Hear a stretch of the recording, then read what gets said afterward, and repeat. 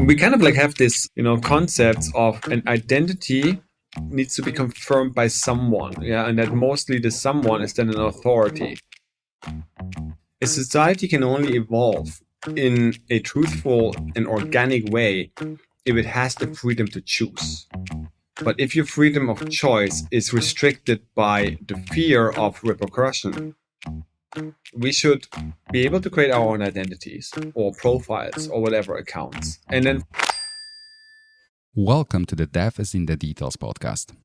Today we have a very special guest, Fabian Vogelsteller, who is the Ethereum developer known for creating the Mist browser, Web3.js, the most commonly used Web3 library, the ERC20 standard which allowed creation of other tokens on the Ethereum network, but he also co-authored a book on Meteor.js, created Feindura, a flat file CMS system. Currently he founded a new company called LUKSO. Fabian, welcome to the show. Hello. It's a pleasure to have you here. I would like to discuss with you today this idea that in a modern world where AI became so common, we're already experiencing some situations where proving truth of the content is challenging. Have you seen any of the content which, posts online pretends to be someone else, famous politicians and whatnot, speaking in words that we wouldn't like to hear from them? I've seen this. We are moving towards the internet age of AI, and things can be changed and altered. There's still ways to kind of see it. Yeah, I think what we need is digital signatures on the things that we create. So then you don't have this problem anymore. You can clearly say, okay, this came from this source or that source. That would be definitely way more of a problem very soon.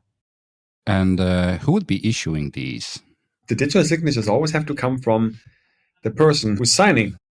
We kind of like have this, concepts of an identity needs to be confirmed by someone, and that mostly the someone is then an authority. Like, so we think about our government has to do it, or some other trusted institution.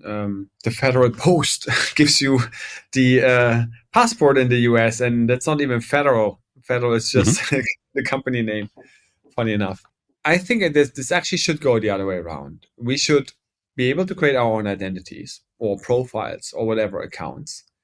And then from that on, we can create all kinds of system of how we want to verify them, of how we want to confirm them as either a real person or a person that's important.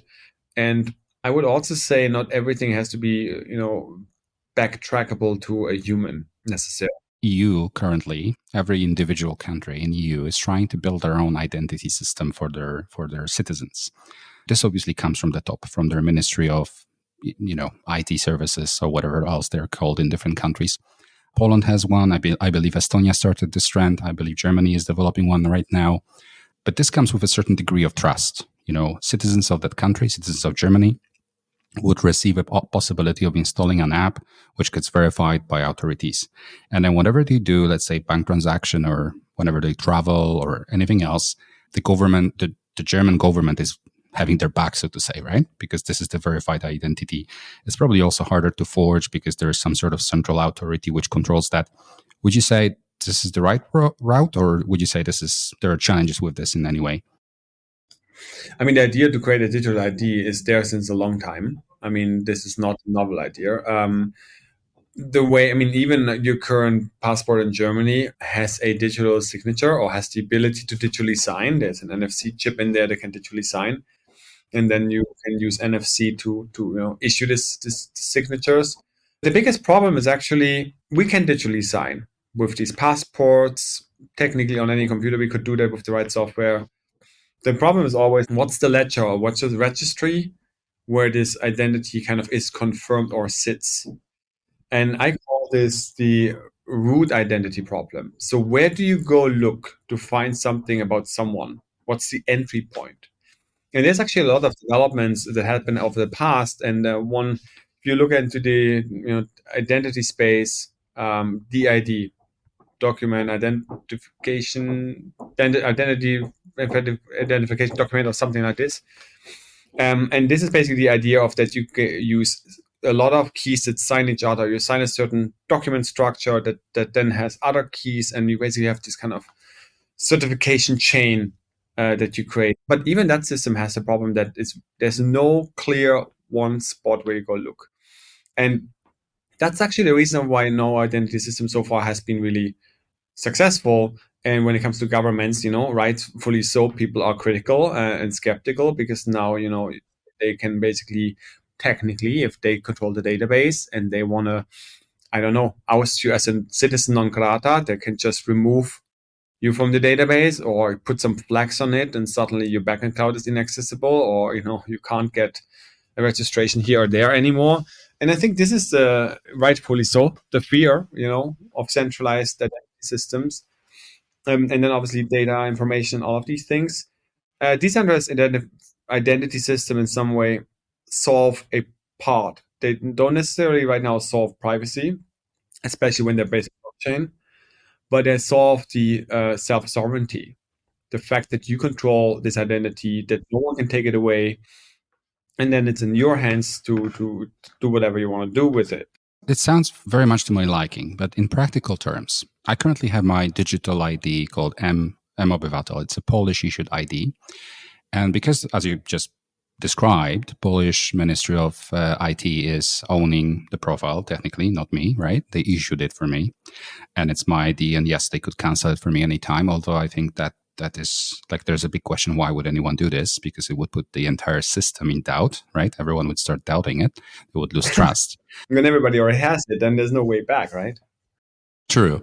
Yes, that's an interesting idea. But even like nowadays, let's this is a song of the future. But focusing for now, when I go to Berlin, I cannot use it, because when German police would stop me, they would still require from me an actual plastic real ID, because that's what they know. They have no means of verifying that the virtual one that I'm showing to them is actually real, because there's no collaboration, no tools, no frameworks, no standards or even legislation across EU or just Poland and Germany as a bilateral agreement, how they can verify that I am who I say I am based on some screen of an iPhone, right? How would that be sorted, like at this level?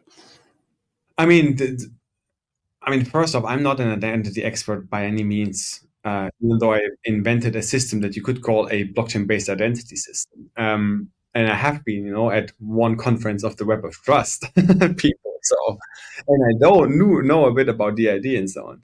But the way I see it is actually, you can obviously verify with digital signatures. The reason why this doesn't work, because obviously this policeman doesn't have the right software to verify it. Basically, the way why we have no digital identity, it's good so far, because again, if that would be built the wrong way or in the control of the wrong people, that can be quite bad. On the other hand, I differentiate in two different identity systems. I call the soft identity and the hard identity. The hard identity is what everybody tried to solve these last few decades, and that's the idea of having a passport, having medical data, having like important personal information somehow linked to some digital identity system. And not only is it the hard identity problem, because it's it's more kind of like, difficult, more important for you, in terms of safety and whatnot, but it's also the harder one to convince people to adopt a new system, putting all their information here, relying that system will be their access control for, your insurance, or for the doctor, or for, I don't know, government agencies and whatnot. And honestly, I think this is the tougher approach, because again, we don't have perfect decentralized systems yet tested out in grand scale. And we shouldn't have a centralized system to do that, my opinion. So, but there's the other thing called soft identity. And the soft identity is basically what you have on the internet, right? Your YouTube account, your Instagram account, all these identities that you are online. Be it like a profile picture of a Mickey Mouse, or be it like actually you as a person on Instagram, doesn't even matter. They are identities, profiles that you create, that you use in the internet. And they're soft because you do use them for play, right? You just post whatever you like, and you show pictures here and there, or you become a podcaster, or you do whatever you want. And might be more hard or more important down the road, but for some time it's just like fun and play. And there's a lot more experimentation possible here. We can play around and see what kind of cool new account system can work. And so far, we still don't have any that's widely adopted.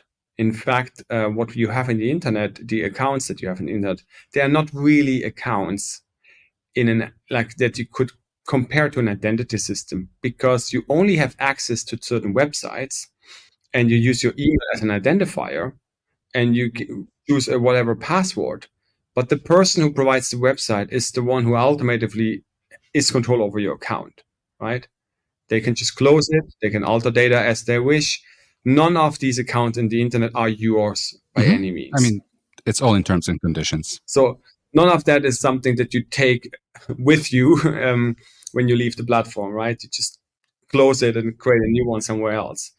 Not only is this very inconvenient in terms of user experience, because you now need to invent a new password email combination every single time you go to a new platform, but it also, like, none of the in these platforms is actually yours. And that's kind of solved with blockchain technology in some degree, because it gives you this ability to control something that, if you have the right access control systems around and the right tools around, is truly just yours if you want it to be. If you consider that there's a lot of social media experiences where you pay for them, and there is a best interest of that organization, of the company, let's take YouTube that you have mentioned. You have premium account where you can do better things as a creator, but also better things as a consumer. Would you not say that this is kind of against them to damage your reputation and damage their reputation in turn as well as a result of that? Fiddle around with your account. Yeah, the problem that we're facing right now in the world is, I mean, as long as you just believe in the standard narrative of what's happening in the world, and as long as you're not being very questioning about what you're being told, as long as you're not swimming against the stream, you're fine, right? Nobody will care, whatever you do or not do, because you're falling along.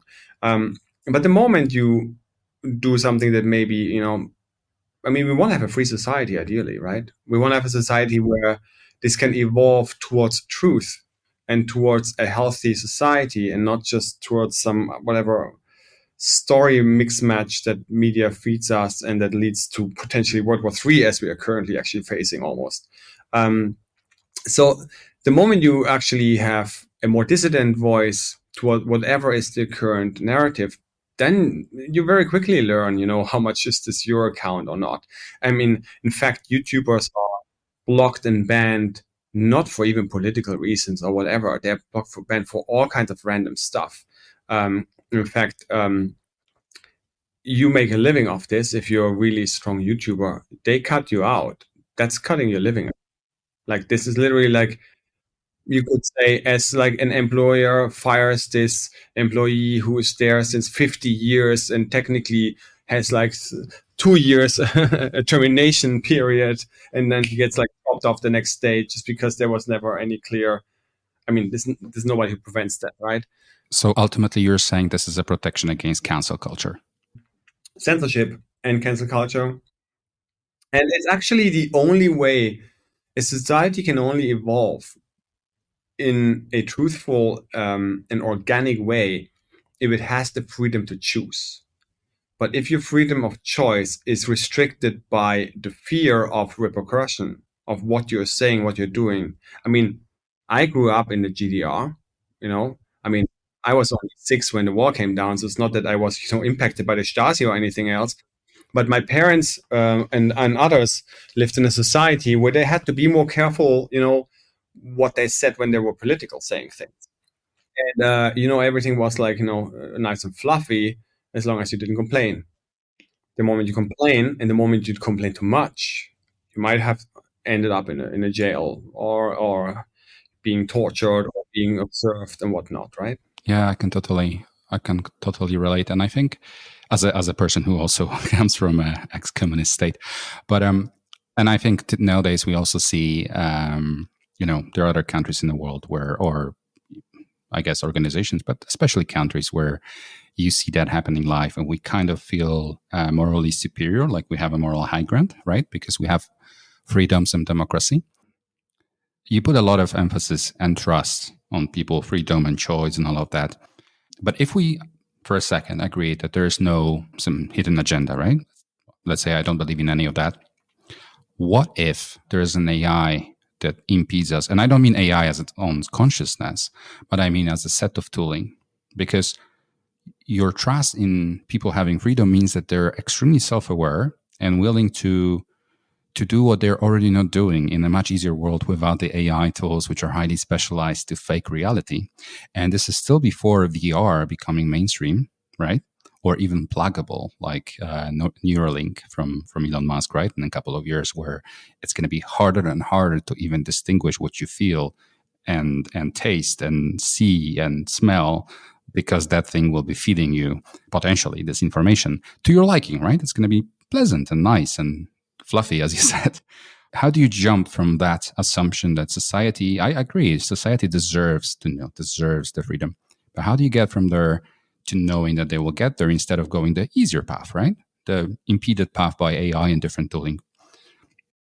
So you're suggesting basically people are maybe not as smart to make the right choices, so they need to be guided in ways. That kind of the idea, or Potentially, but the problem with guiding to start with is that it immediately represents someone else's opinion, right?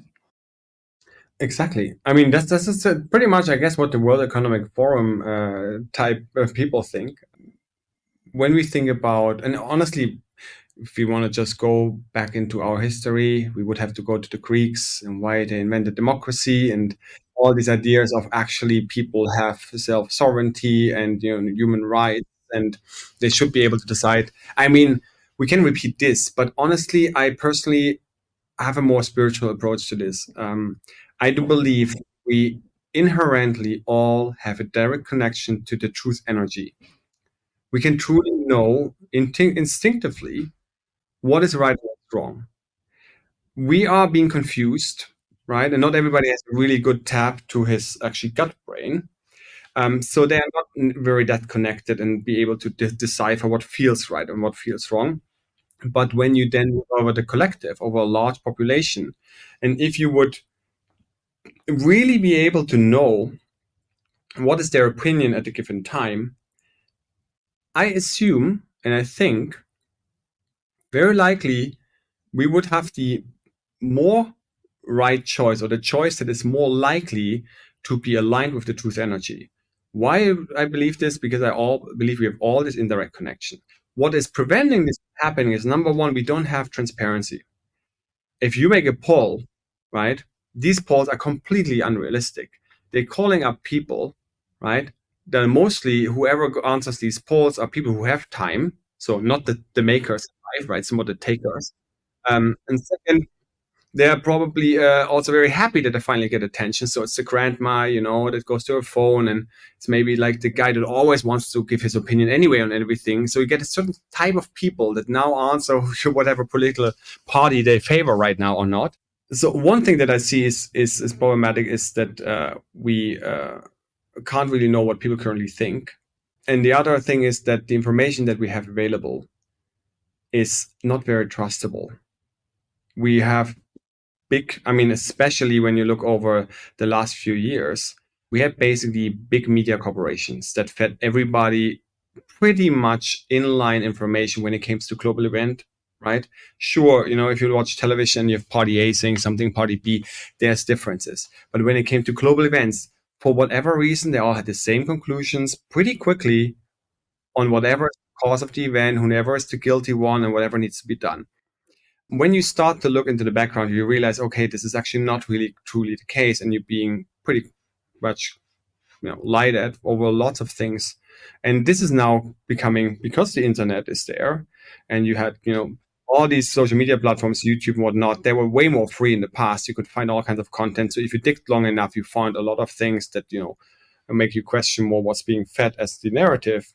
And now you can see this again, on an X, which, chooses purposefully not to censor, that there's a lot of more information coming up. Yes, you can't know what's right or wrong, but you see there's a lot of more diverse opinions on certain issues. than you were made believe all your years before.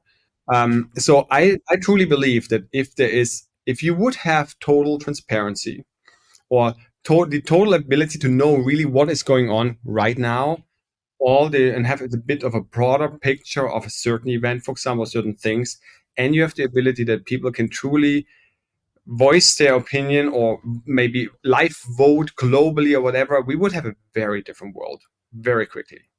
That I believe, yeah. I guess it boils down to the fact that once you stay in certain community, you tend to bubble into it in the sense that you're going to be fed information which just follows your narrative, right? I mean, we've seen this with election campaigns across different democracies in the past 10 years, I would say.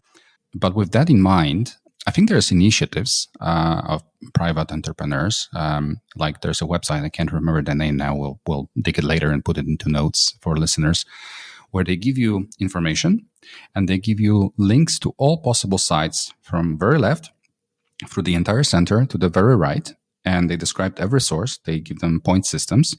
And then you can read this through. And even I guess they use AI to tag information inside to say, okay, this mentioned in this event that there was that kind of victim, and this mentioned that there was this kind of, person causing it, just to reframe the conversation. And the reader has a chance of making up their own mind on the narrative from various different sources on the same event. And sometimes it's really funny because they show that very radical ones on either side do not even mention certain events, right? So some catastrophe or something. Oh, absolutely. Filtering. That's yes, especially how you prevent like people from knowing things, right? I just want to mention something to this. This plays into the idea of how we can make information and more truthful information to surface. It's not to say there is one true and somebody has to figure it out and now tell everyone, right? But there's one AI that figures out what's right and wrong and tells us all of this stuff. It's about allowing people to show and see there is diversity. And then they can use their gut brain to figure out what they think is more true or which aspects they have to be able to pick their own worldview together. But we have been basically trained by the way of how articles are written, that there is this kind of like consensus, this imaginary consensus. So when you read an article, right, they use words like government or regime, right? They're already informing you of who's the good and who's the bad guy very clearly, just the way they're writing it. But then also they write in such a language that it always sounds, it's objective. It has been pretty much checked by a lot of people and they came to the conclusion that this is what's happening. That's the lie. They actually don't know. They're probably not even in front of the event or even close to the event. They're just spinning up a narrative that fits their own belief system. And I think if people learn more to understand that there is just belief systems and different kind of perspectives of reality, and nobody has figured it out, neither does there a consensus exist in any large events, mostly confusion in the beginning for quite a while, then we can actually have more systems that let information surface, and we need better verifiability and maybe systems that show you, okay, there are different opinions. If I can see there's different opinions, I already see, okay, there's no consensus. And now I need to stitch a bit more myself to get the picture. And this gives you like the ability to understand that the world is actually not black and white, but it's more like gray. And you will better understand whatever is going on, whoever the different interests over time, rather than having one version of the story. Absolutely, man. But to be honest with you, it was always like that, wasn't it? Like if you look back to 1,000 years, like going back to ancient Greeks, when you had the storytellers, they were doing that too, right? The narrative. And I think it's human nature at the end, in every single one of us. And hence I would challenge whether this is solvable, right? As such a problem. I mean, I think it is solvable. It's not about, yeah, it is solvable. On the end, everything is storytelling. You're correct. But it's easy to tell a cowboy story of the good and the bad. And we are the good and there's the bad. Or show there's different kind of narratives that led to a certain event, and everybody has their own perspective and probably their own right side in the story. That now and in this confusion, how can we solve this the best for everyone, rather than trying to create enemies that need to be somehow attacked and creating. If you look at our current politics of the last 50 years, it has been always very simple. There's one bad guy that's crazy, and then there's us good guys. We need to figure out how we like save the world, and that's not how the world works. And it's a very simplistic mindset in general. I mean, you need this because you need people permissions to rule and continue with certain, actions where without the population support, you wouldn't be able to do. But this was always the case. That's why I'm not seeing this as a big thing. I mean, it's easier to reach to these people now, but people complain about kids or grown-ups being tied to their screens constantly. But the truth is, 50 years ago, people were tied to newspapers and magazines constantly, or video games, which just came out. And before that, I don't know, something else, right? And there would always be a current generation addiction and interest, so to say. And with radio coming out and all of these things, they were always tools of some sort of, spreading certain narrative, let's call it. Whether it's good or not, I don't want to judge it. What would you do about it? What is the solution where you could actually verify? Because actually those are two different problems. Because even if I'm the spreader of narrative, I could still confirm I am who I am, but it doesn't make the narrative right. So how do we peel that onion? How do we peel that, different layers of that problem? Yeah, I mean, I have some ideas of how I would approach this. I mean, number one, first, it should not be about the right narrative or like the right person who spreads the right. It's not about finding the right, media outlet or the right journalist or the right Jesus that comes along and tells you what's right and wrong. It's about showing their different opinions and then letting actually your true energy and your gut decide for yourself and teach people to think and observe different perspective and understand that there is no consensus, and there's been consensus formed over time organically, and we need to have the tools that allow that consensus to form. But right now, a big event happens within the next hour or minute. The media tells you what's happening and who's the good and the bad guy. That is impossible. Any consensus could be never found that fast, and it only works because there's already pre-narratives that build up that picture, which just confirm that. But probably all these pre-narratives might be also like not correct.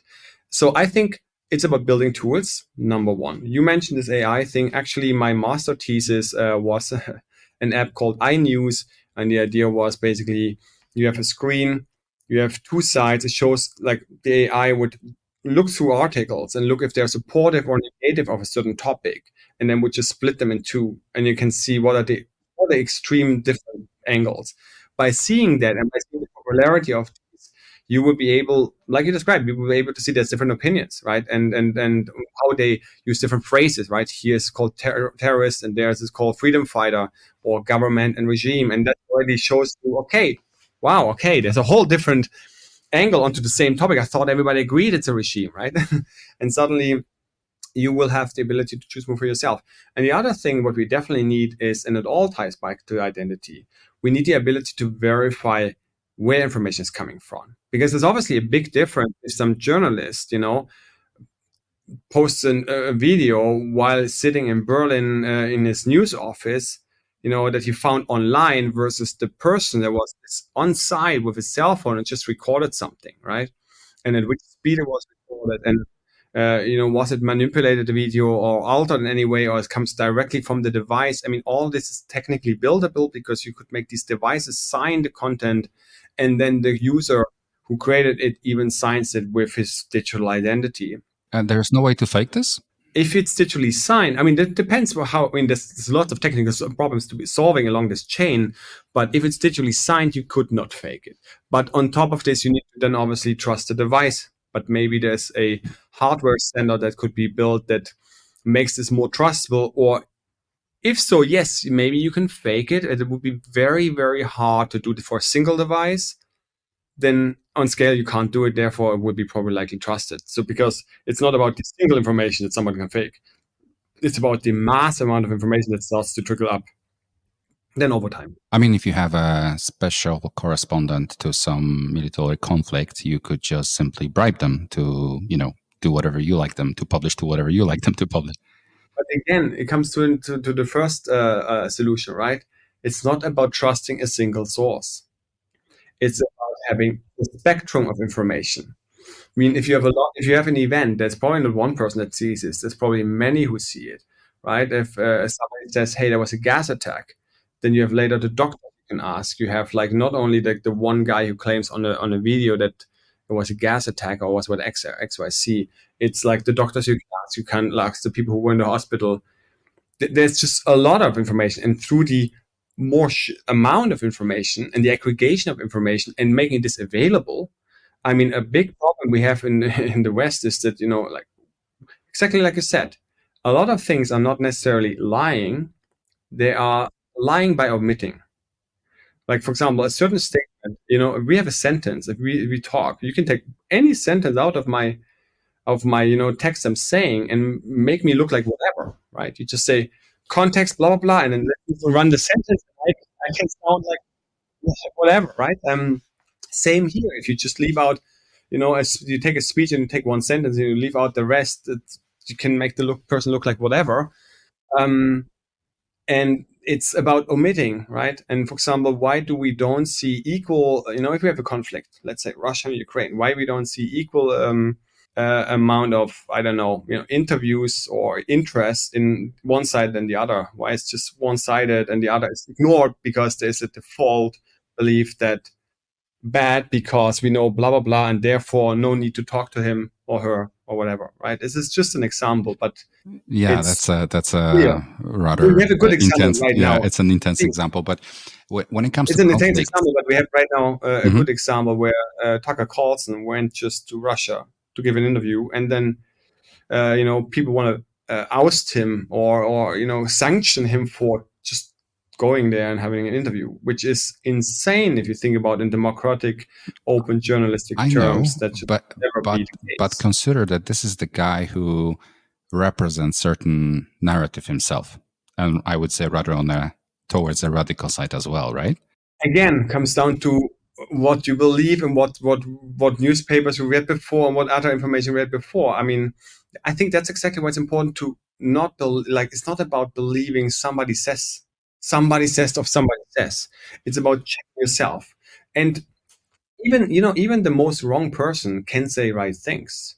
And I think it should be more importantly about finding the truth in something rather than shutting someone down just because the shape or the form is not right.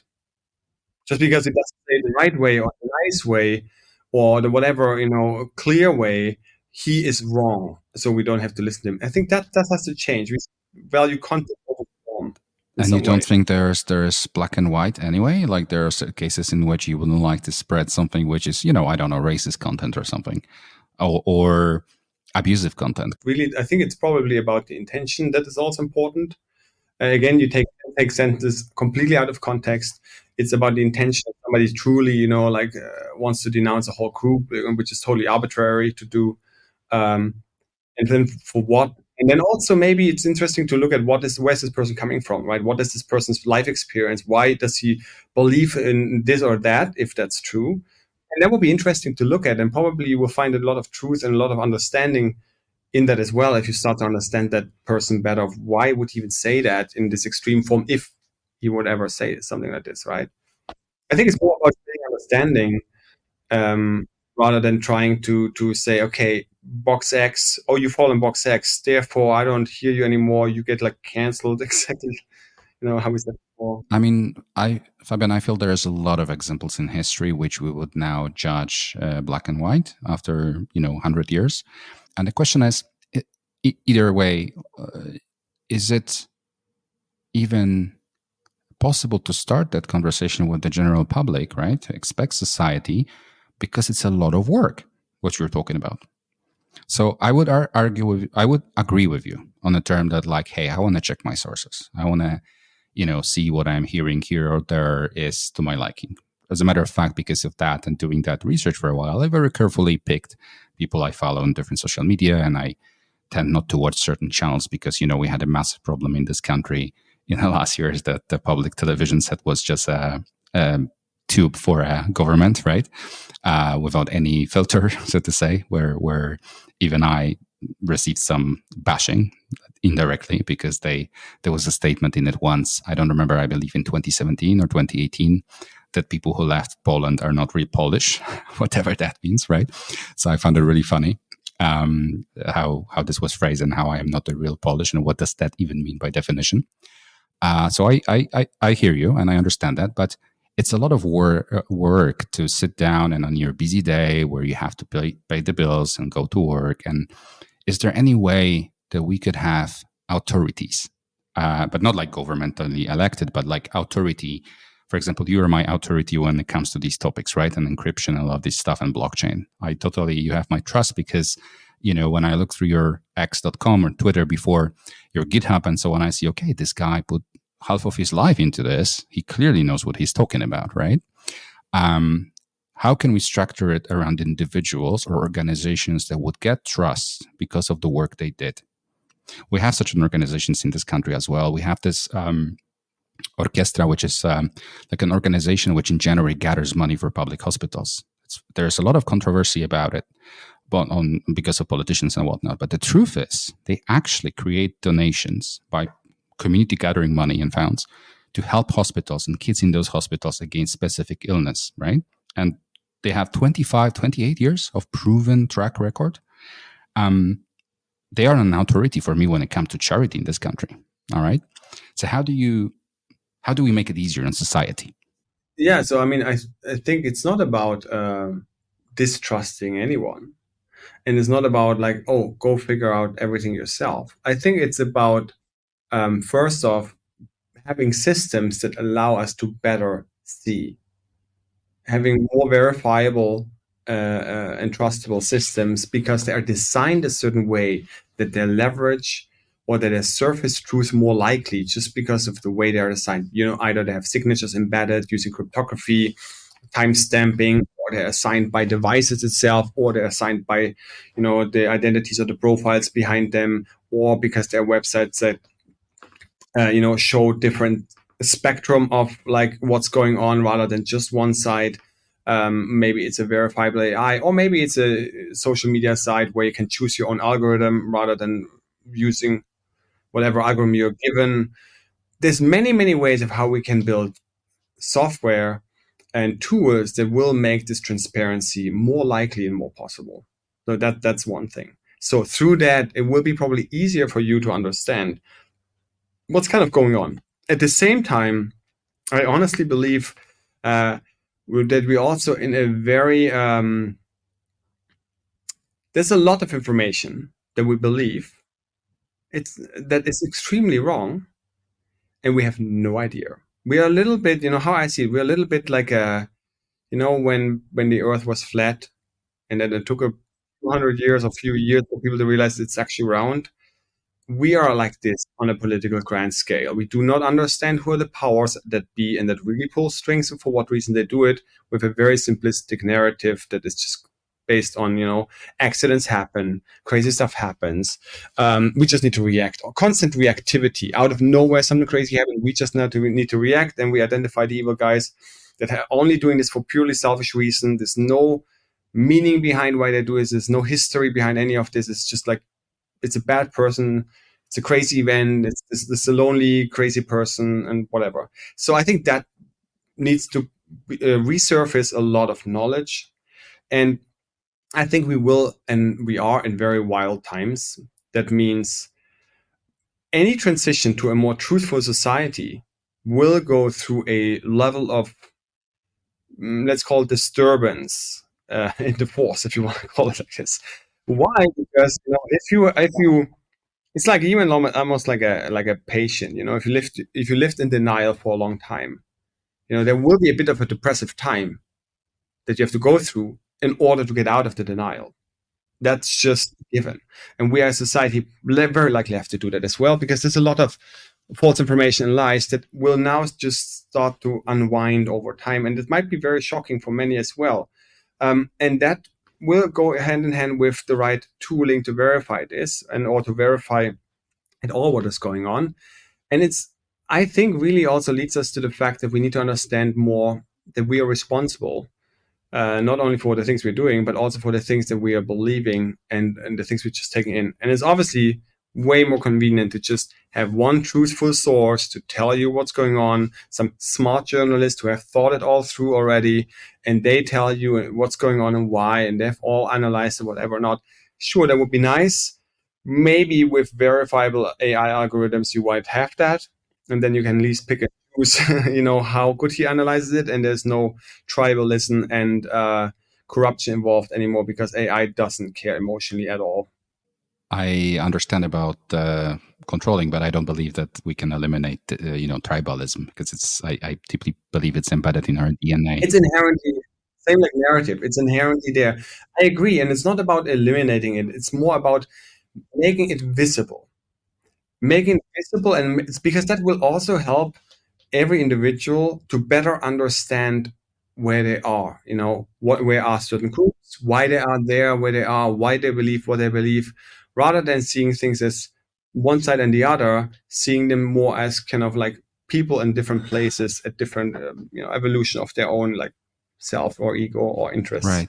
I mean, stepping aside from a philosophical side for a second, I think what everything you just said in the last 2-3 minutes is helping with, a big problems we have with troll farms, right? Initiatives where you have people banging in fake comments towards certain idea, faking a picture, showing a picture from 10 years ago, pretending it happened yesterday, right? All of this could be eliminated with some of the ideas you proposed, with signatures, with verification that this actually happened, with system which connects. Yeah. Oh, what about company like Google? I mean, they index everything quite objectively, right? I mean, they can decide what gets surfaced where. I get that. But they would have everything indexed. Someone like that would have everything indexed and could say, well, this picture also popped up there 10 years ago, so beware, right? Why don't you think someone... I mean, I think they could build these tools. I mean, the question is, like, sadly, it's not just a troll who comes up with pictures like this. It's even our own media. I mean, there's one good example when there was this campaign against Syria and Assad. The actually state media pulled out this video that they got from some American journalists on the border, showing like how some people get beaten up in a jail. Turns out that video was 4 years ago from Iraq, right, with Saddam Hussein in jail there. I mean, this is not only, and obviously maybe they didn't do it on purpose, or maybe they didn't fact check anything, but it took literally people 10 minutes to figure this out through YouTube that the video existed way before it was from somewhere else. But it confirms the belief of the journalist, maybe in this case, and then he just blindly wants to believe it. And A couple of years ago, we had a story like this with one of the soccer players, and I'm not into soccer, so I don't remember his name, but it was a funny story which went something like that. There was speculation in Poland he's going to go to Italy to play at their league, and some Italian newspaper picked this up and wrote an article about it. And then Polish side said like, oh, look, there's even confirmation there, right? And they started writing each other's bias. And this was not intentional. I think that we humans, we just love the thesis, the idea in our head, and then we filter for everything that just matches that, Yeah. And then that quote. But also, what it shows how much how lousy journalism is, and how much copy and paste it is. Right? People just they rewrite Reuters and AP articles. Like this is the business of journalists today. It's like there's few news organizations that actually bring in the content, AP, Reuters, and others. The others just take it and rewrite the thing and put it in the newspaper. Where's the research? Where's the confirmation or the checking? It's none. It's at this Reuters blind trust level.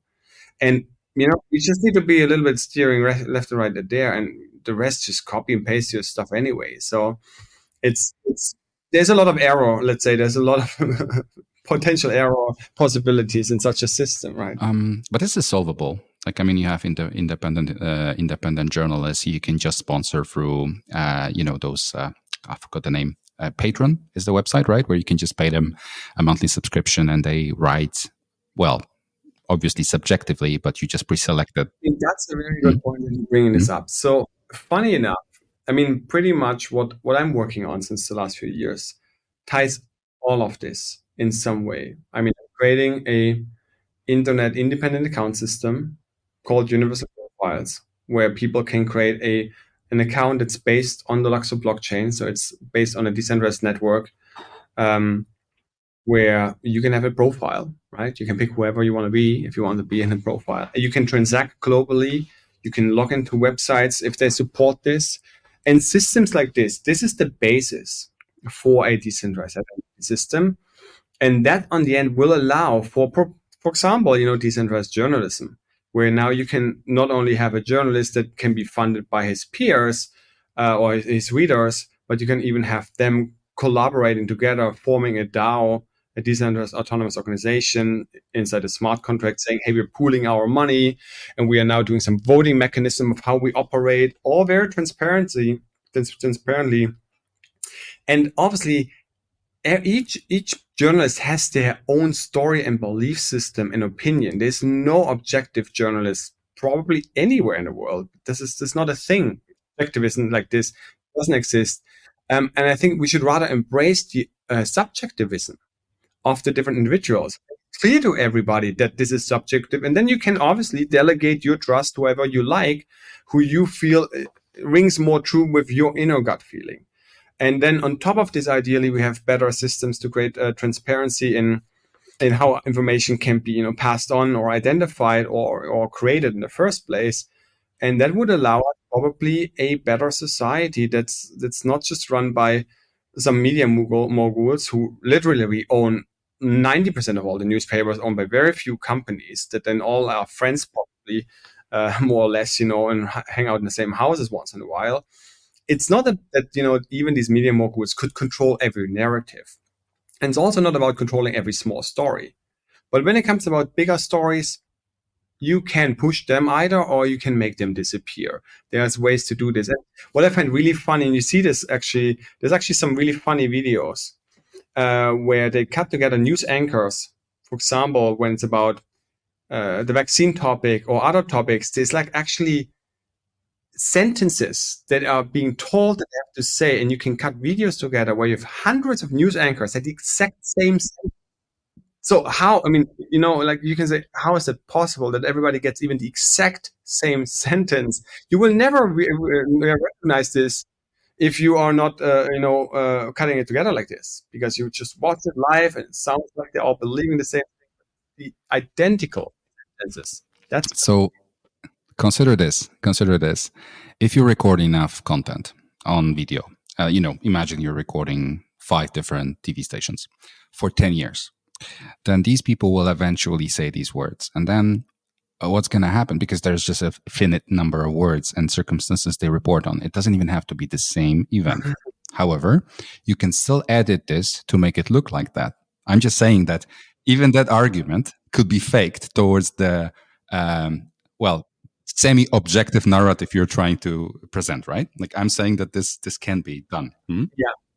But like you're talking about statistic, and sure, the likelihood is potentially there. But then anyway, long story short, this is about a shorter period of time, and it's about the exact same events, and it's set in the same context of the same things that are happening. So it's not necessarily that one talks about, I don't know. Actually, we don't know this because they show the shorts that are mixed are saying that they speak about the same thing. The short itself is setting the narrative that they're talking about the same topic. But it could be from different pieces of time, even about different topics, as long as they say similar words. You know what I mean? Like, and then it makes them feel like Yeah. they go from a single script. Yeah, potentially that could be. I have seen a few of those, not just one, and I have seen it over the years as well. Um, but sure, can be purely coincidence as well. Yeah. And going back to LUKSO, what is stopping you from discussing this with someone really high on even EU level, like a commissioner or someone, to present this as an open source, free standard, right? That people could just apply and use. So EU, because there's a lot of good standards that EU actually introduces as well for protecting people, right? Why don't they have this conversation at that level? It has mainly 2 reasons. Number one, this is meant to be soft identity, not hard identity, right? You can build a hard identity system, like I explained earlier on this for sure. Second, it's not privacy reserving right now. It's a public blockchain profile. So whatever you do is on the ledger visible. We actually even building the tools to make it even more visible so that you can see what other people are doing. So people learn it's a public profile. We don't have perfect privacy on chain, and that's actually can be good or bad. So that's why I wouldn't recommend it for such a system. But even more importantly, blockchains are not unlimited scalable. So Ethereum is full. Ethereum has 2 million transactions a day around. Yeah, around 2 million transactions a day. LUKSO is very similar to Ethereum, so it will allow for 2-3 million transactions a day. It could be scaled up, to maybe triple or quadruple this amount, but that would not fill the requirements of 300, 200 million people in the EU. So scale, number one, is one restrictions. And you can see this here, what's happening. For example, you see the network activity. So you see people are placing bets, burn pigs, listing things, and doing all kind of stuff, getting some money from KuCoin Send and whatever they do, buying something. And then you have all these profiles that people created. Um, that right now there's 14,000 profiles already created, and this is live since 2.5 This months. website, this URL, this is public, right? I could just put that in footnotes and everyone could check it out. Super. Yeah, anybody can recreate a profile right now. And then you have a decentralized profile, literally your decentralized account. Yeah. If only you remember your password. Where you can interact. Yeah, this should be obviously not probably password based, but more like, I love it, but it's ridiculously transparent, right? Because why would I want anyone to see my transactions? Where's the space for privacy in this? So you can build systems that are privacy preserving on top of such a system. This system itself inherently doesn't do it. And the reason is not that I don't want it. The reason is that there is a technological limit of what's possible. And right now, as we speak, a blockchain can either be very transparent, and that's because the whole network verifies everything, and every computer can download the whole network and verify the network. Or you use a zero knowledge proof-based, privacy-based network, then the whole network is private.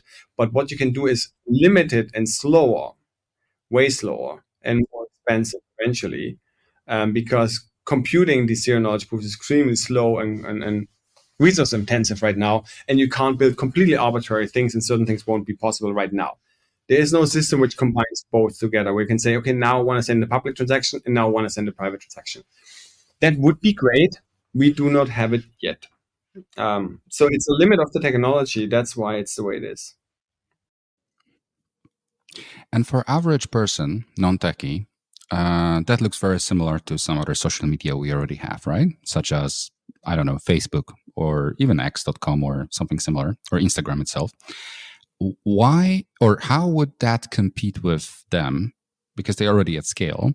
And I get it, the scale comes with centralized system, but how can this offer an alternative if it's not yet scalable? Will it become scalable at some point, or is there a different reason for it to not be scalable and you don't mind it never being scalable? What's your thoughts on that? I mean, let's say the wish to make it scalable is a wish that the whole blockchain space, has, and a lot of people are working on. So yes, it would be ideal if it scales unlimitedly. Maybe the universe chose for a reason that is not scalable yet. But this is like any technology, I mean, the first, LCD displays were not high res, and now they are 8K. The first VR headsets were not as great as now D-Vision Pro that came out. Blockchain is not as super fast and scalable as it might be in a few years. So the protocol can change. The underlying protocol, if people choose to change it, it can change. There's a lot of development and research going into making this more scalable. That will be a bit of time that it takes. But even if you have just a few million transactions a day, that allows for a lot of activity and a lot of people doing a lot of things. And it also, I don't think, in such a new and unproven territory of decentralized public accounts, we need now grandma to participate. We don't. We need the early adopters, the wild mans, the one who want to play around and discover the internet again, right? Because they will be the one who will be a bit more risk averse, to play around and see it also more as play. And sure, there's also transaction values and people send money around and do things like this. But this is what creates the innovation, like that people build systems that allow all of these things. It's decentralized means it's not run by us, it's run by everyone who wants to run the network. Anybody can participate, it's permissionless. And it allows for a new level of innovation that you obviously definitely don't have on Facebook, because now anybody can invent a follower protocol, a reputation protocol, can create new kind of NFTs or art or DAOs and form communities or build whatever they want to build. They can build this, and they can all help now to build a decentralized social network and community and online, interactions that we do. While Facebook and any kind of centralized system, they build it. They build everything. They control everything. They own everything, and they decide. And here it's the people that will decide. And then it's different websites who say, I want to choose this follower system that is very popular, or take the second most popular one, or I use this extra protocol that I find useful, and maybe that's only shown on this website, on the others not. But the data, where the users are, and how the interaction and the transactions are happening, that is separated from any interface. So it's a whole different new paradigm of how you have to think about an application. It's not anymore the server is owned by a company and the website is owned by the company and the data is owned by the company, and you just have an access through your email and your password. It's now everything's on the blockchain based on protocols that you can either, they're either more trustable or less trustable, more verified or less verified, but they run a certain way and they can't be changed if you want to have it this way. Therefore, they become trustable. And now anybody can build the front ends for it, and can make whatever, use the same data in different ways. For example, create a different social media stream that is filtered a different way than maybe another website would do it. Okay, when I listen to it now, it reminds me of something else. It reminds me of iOS versus Android discussions, which are going on for now, 2 decades almost, right? Because iOS is closed one, right? But because of that, it's so polished, so to say, and there's not that much malware, I would say. I mean, this is subjective, but versus Android, who is completely open and anyone can build anything.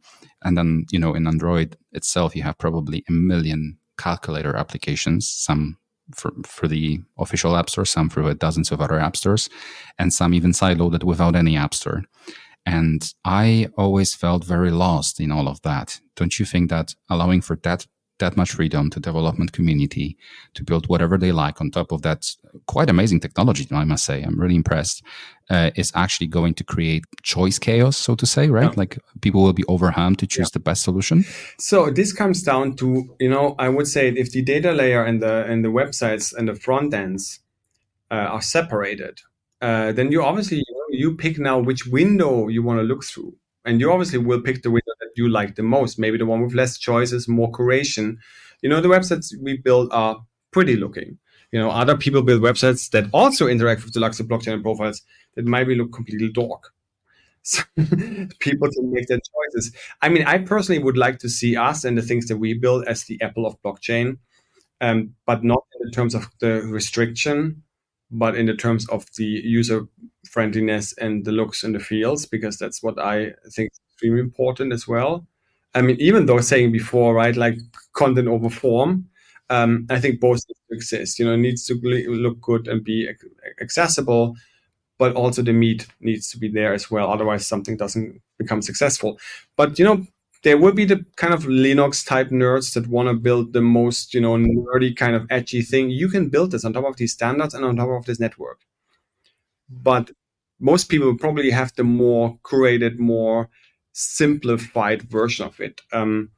And this is, what we started here is, this is a new endeavor, right? I mean, an internet account system like this has never existed. Not in our hands. I mean, we have this in Web3 since a while called a public and a private key, but I wouldn't call it an account system. Neither was it used ever as such. So, and now we have a full-on profile. That's the first. That's the first ever. Like in this flexible terms, and this way of really being totally generic in the way what it can do. And yeah, so I think step by step, we have to discover, what people do with it and so on, and what kind of front ends will be built. But it has it's this principle, this openness, transparency, obviously, and self-sovereignty built in, right? And that's the things that you don't necessarily get, no matter what the promise of the company is, because the technology is. That's why Google had in this source code, "Don't be evil," because they knew the power they would get. I mean, Google does sensor compared to DuckDuckGo, so didn't work out there. This comment in the code. I think they even took it out now, right? They don't use this anymore. The "Don't be evil" motto. Hmm. Fabian, I can't wait to see how this will develop. This is amazing. I'm really curious if we're gonna connect in a couple of years or a few months or whenever, and we're gonna see how this have grown and outgrown your own expectations. Really awesome. Thank you, Lucas. Thank you for inviting me. Thank you, Fabian. This has been a very interesting and insightful conversation. Dear listeners, let us know in the comments, what are your thoughts on the truth in the age of AI? We cannot wait to hear from you. We catch you in the next episode.